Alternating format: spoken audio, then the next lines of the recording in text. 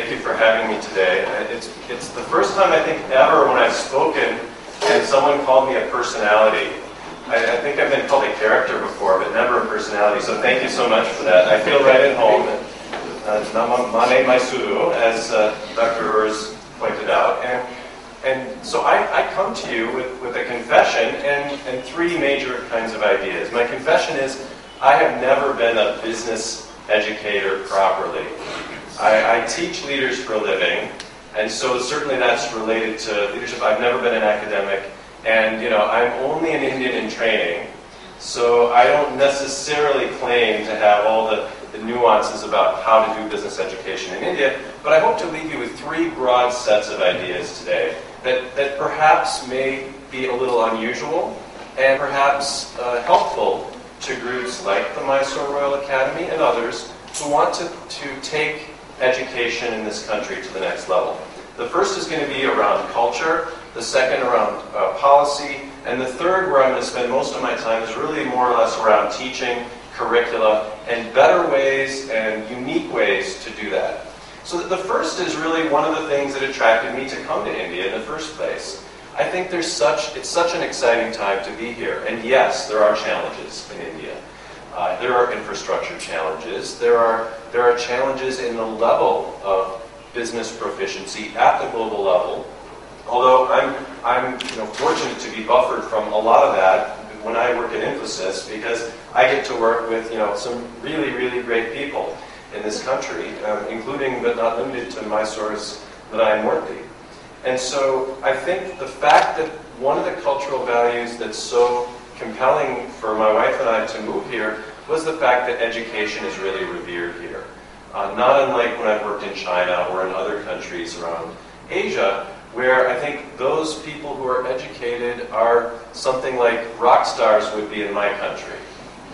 And so there's no shortage of demand by great Indians for education, and yet, as we saw in Professor Sinha's presentation, there's a huge shortage of opportunities for Indians to learn. And that was a good thing for me personally back in the 90s, because I met my wife when she came to the US to study, and I'm the reason she's back in Mysore.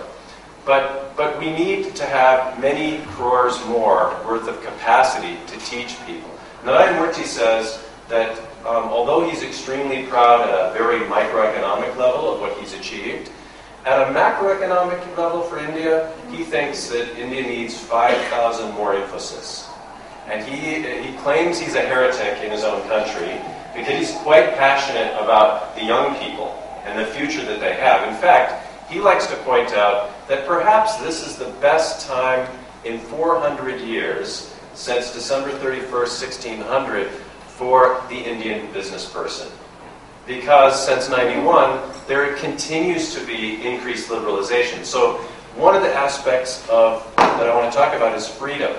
The economic freedom and even educational freedom that appears to be ever increasing in India, whether it's deregulating government interference in the way teachers teach in this country at all levels, including but not limited in business, or Delhi's proposal to liberalize business schools to set up shop here. And I know there are a number from other countries looking to India as a future to teach.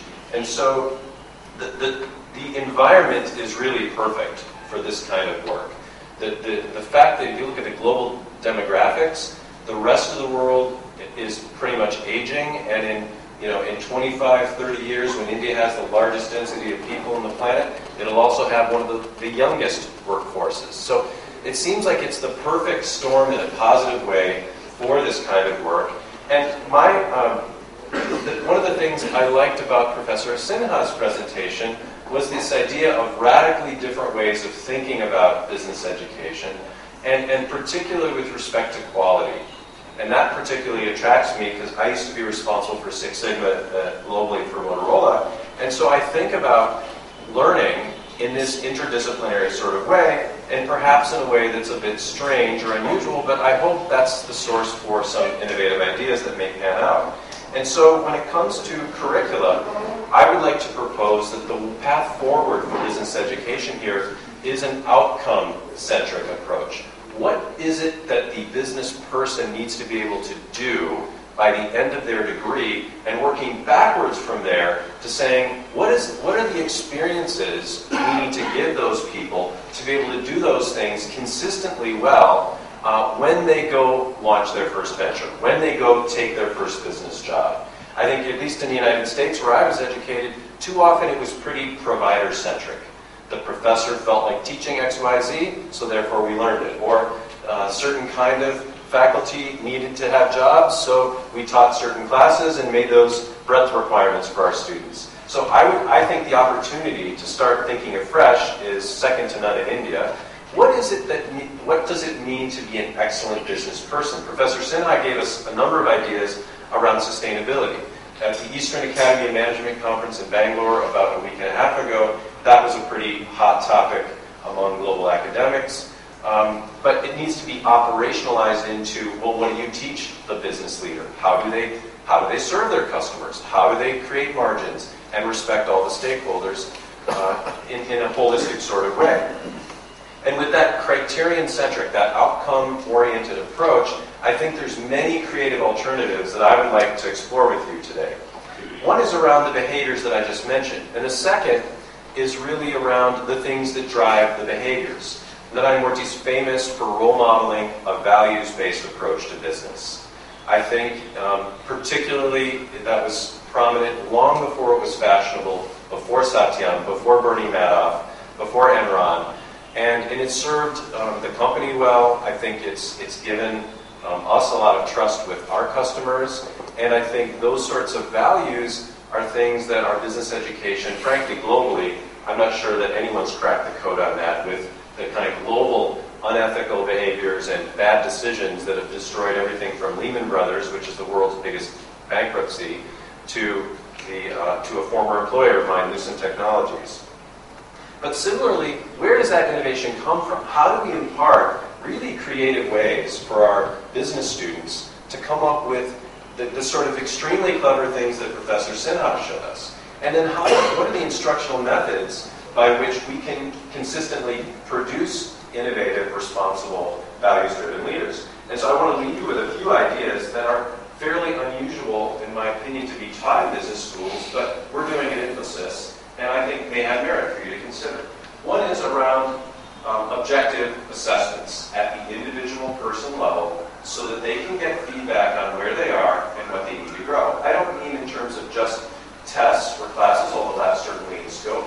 I mean on an ongoing basis, getting business leaders at the larval level ready to be lifelong learners, as the measurement itself. And so their score points to things they've already mastered, they shouldn't worry about, things that are beyond their reach, that are up at the Narayana level, and versus the things that are just matched to them. So that kind of personalization becomes highly possible with technology. And so there are many technology aspects, but I don't want to overemphasize the technology. So how many of you, can I see a show of hands, how many of you know who Mr. Khan is, who started Khan Academy? A few people. Wonderful. Well, I'm pleased to introduce this to you because I hope tonight when you go home and you log onto the internet, you check out, you Google Khan Academy. He is a gentleman who is a former investment banker who was inspired by the opportunity. He was teaching his cousins, and he found it difficult in his investment banking day job to do this in a one-on-one session, so he recorded it on YouTube. And he's a very well-studied, extremely articulate teacher, and it went so well with his relatives that they said, you know, we prefer actually to get it on YouTube than to talk to you.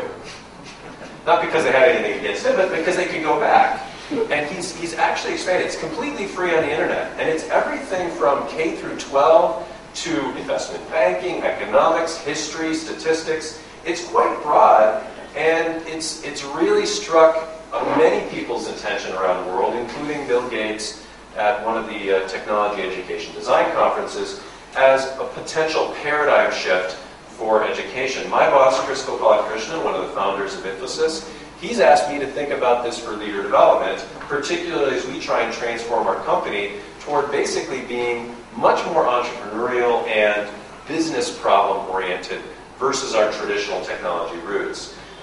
Much of the 50,000 employees we're going to hire in the next 12 months will go through increasingly Khan Academy-like instruction where they do a lot of the didactic things on their own, and the classroom becomes much more applied. Like, how do I apply this to what I'm doing? So I think there are opportunities like that.